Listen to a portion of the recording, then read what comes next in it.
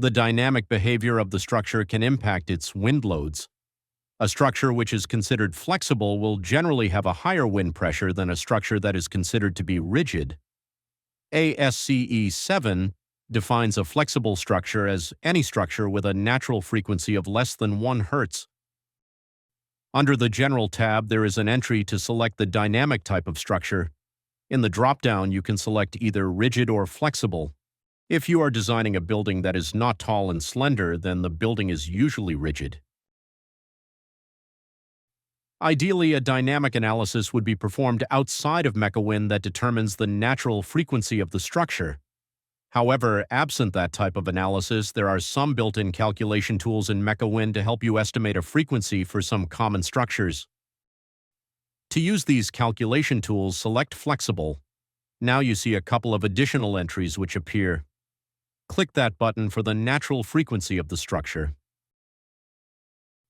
The method selection is a drop-down with several common types of structures. Select the structure that is closest to yours and then enter the required data to obtain a frequency estimate.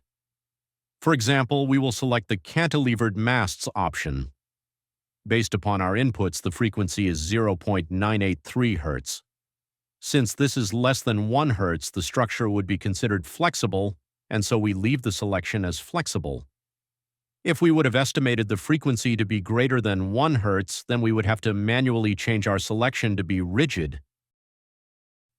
When a structure is flexible, in addition to the natural frequency, we must also define the structural damping. You may hover over the entry for some additional guidance on typical values for structural damping. The rigid versus flexible selection is used to calculate the gust factor. Although rare, there could be some special case where you wish to use your own calculated gust factor rather than let the program calculate it automatically. To do this, check the Override Gust Factor option, and then you will be able to manually enter the gust factor.